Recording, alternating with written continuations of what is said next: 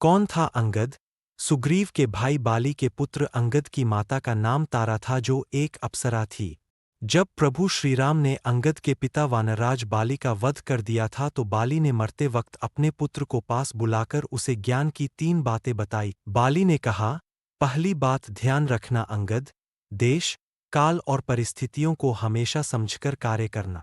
दूसरी बात यह कि किसके साथ कब, कहाँ और कैसा व्यवहार करें, इसका सही निर्णय लेना। अंत में बाली ने तीसरी सबसे महत्वपूर्ण बात कही कि पसंद नापसंद, सुख दुख को सहन करना और क्षमाभाव के साथ जीवन व्यतीत करना। यही जीवन का सार है। बाली ने अपने पुत्र अंगद से ये बातें ध्यान में रखते हुए कहा कि अब से तुम सुग्रीव के साथ रहो और हमेशा प्रभु श्रीराम की शरण में रहना, वे त्रैलोक्यपति है। बाली के कहने पर ही अंगद ने सुग्रीव के साथ रहकर प्रभु श्रीराम की सेवा की।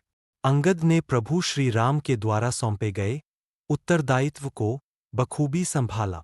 बाली वध के बाद सुग्रीव को किष्किंधा का राज्य मिला और अंगद युवराज बनाए गए। अंगद भी हनुमान जी की तरह पराक्रमी और बुद्धिमान था। हनुमान जी, जामवंत जी की तरह ही अंगद भी प्राण विद्या में पारंगत था। इस प्राण विद्या के बल पर ही वह जो चाहे कर सकता था। राम की सेना में अंगद ने बहुत पराक्रम दिखाया था। सीता की खोज में वानरी सेना का नेतृत्व युवराज अंगद ने ही किया।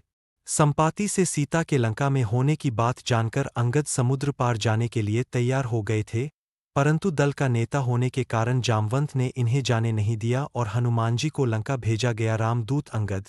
राम और रावण युद्ध के पूर्व हनुमान जी के बाद भगवान श्रीराम ने अंतिम वक्त पर अंगद को अपना दूत बनाकर लंका भेजा था, ताकि सुलह हो और युद्ध टाला जा सके। अंगद ने वहां पहुंचकर रावण को शिक्षा दी। रावण ने भरी सभा में अंगद का अपमान किया तो अंगद ने भी रावण को खूब खरी खोटी सुनाई, जिसके चलते रावण आग बबूला हो गए। रावण ने कहा कि यह कटु उच्चारण कर रहा है, इस मूर्ख वानर को पकड़ लो। तब अंगद ने कहा कि मैं प्राण की एक क्रिया निश्चित कर रहा हूं। यदि चरित्र की उज्ज्वलता है तो मेरा यह पग है। इस पग को यदि कोई एक क्षण भी अपने स्थान से दूर कर देगा तो मैं उस समय में माता सीता को त्याग करके राम को अयोध्या ले जाऊंगा। अंगद ने प्राण की क्रिया की और उनका शरीर विशाल एवं बलिष्ठ बन गए। तब उन्होंने भूमि पर अपना पैर स्थिर कर दिए।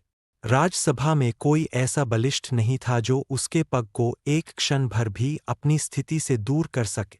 अंगद का पग जब एक क्षण भर दूर नहीं हुआ तो रावण उस समय स्वतः चला, परंतु रावण के आते ही उन्होंने कहा कि यह अधिराज है, अधिराजों से पग उठवाना सुंदर नहीं है।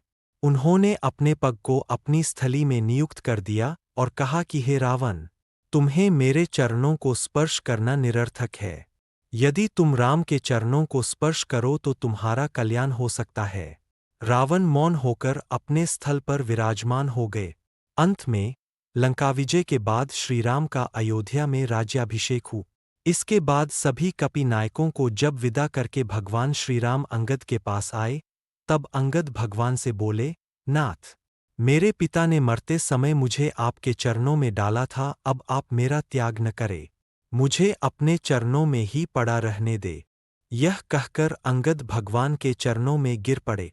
भगवान राम ने उन्हें हृदय से लगाकर अपने निजी वस्त्र तथा आभूषण अंगद को पहनाए और उन्हें समझा बुझाकर किष्किंधा के लिए रवाना किए।